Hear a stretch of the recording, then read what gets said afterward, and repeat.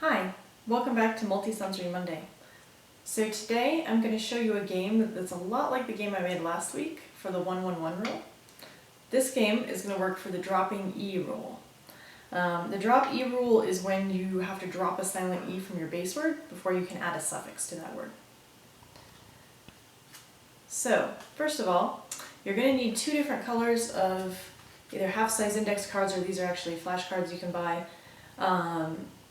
One color for your suffixes and one color for your base words. You can either write your base words and suffixes on the cards directly, or you can buy the pre-made words that are on labels. These are the Avery 5160 Easy Peel, so it doesn't take very much time to make this game if you print them out on the labels and just peel them off. You can also, if you've already made the 1-1-1 rule game, go ahead and reuse your suffix deck for this game. The only difference is that I added 3 cards of OUS. So if you already have the suffix deck from the 1-1-1 rule game, just print out the OUS labels or just make 3 cards with OUS on them. The suffix OUS, you really only need it though if you're going to use the challenge words. You don't need it for the regular base words.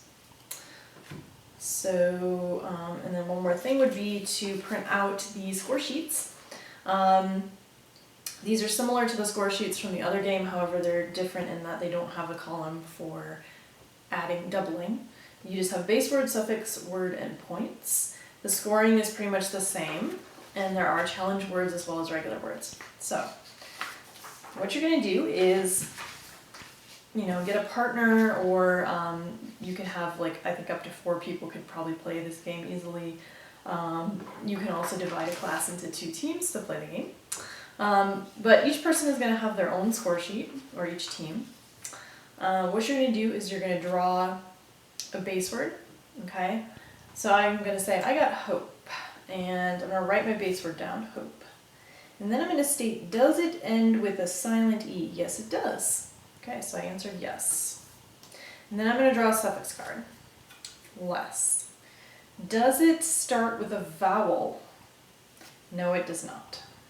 So since I answered no to one of my questions, I know that I do not drop an E. So I just leave it the way it is and I write hopeless. Then I can define the word. So right now hopeless is only worth 1 point, but if I define it, it's worth 5 more. So I'm going to define it as without hope. And then I get 6 points. And then it would pass to the next person. They would grab their score sheet. I'm just going to write them on here. So let's say the next person draws blame. So they're going to write blame. Yes, that ends with a silent E. Blame. Okay, and then they're going to draw ER. That does start with a vowel. Okay, so I know that I have to drop the E from the base word. So I'm going to cross it off on my sheet under base word. And then when I write the whole thing, blamer. So I'm not sure blamer is really actually a word, but if it were, it would mean somebody who blames. So I can get 10 points for that word because it did use the rule. 5 plus 5 for defining it. So as you can see, you just keep going. Either it follows the rule or does not follow the rule. Now, if you want to use the challenge words, here's how that works. The challenge words have 2 different sort of exceptions or modifications to this rule, which are if your base word ends with a CE or a GE, sometimes you have to keep the silent E there to keep the C or the G to make it soft rather than its hard sound. But you can describe this rule as you keep the CE or the GE, you keep the E if you add a suffix that starts with an A or an O. Because remember, A and O do not change the sound of the C and the G the way we want. So if you've taught your student that rule, they can go ahead and try this. The other rule that's in here is, say you have a base word like argue, it ends with the UE vowel team. You do treat the UE vowel team as if it had a silent E, and you drop it when you add a vowel suffix. Now, I did find that there are 3 exceptions to that, which are truly, duly, and argument. So let's say I draw argue and then meant. I'm going to have to remember that that's an exception, and I do actually drop the E, even though it's a consonant suffix. But the good thing is I get my extra points for that because it did drop the E. Those 3 exception words are written at the bottom of your score sheet, so you will always have them there just to reference. So anyway, let's say I draw a challenge word, advantage. Okay, it ends with a GE. And then let's say I draw one of these OUS suffix. So I'm going to get advantageous, and I do need to keep the E there because my suffix starts with an O. So unfortunately that means I do not, if I was going to draw this pair of words, that I would not actually get to use the rule. But since I drew a challenge word, it's worth a little bit more.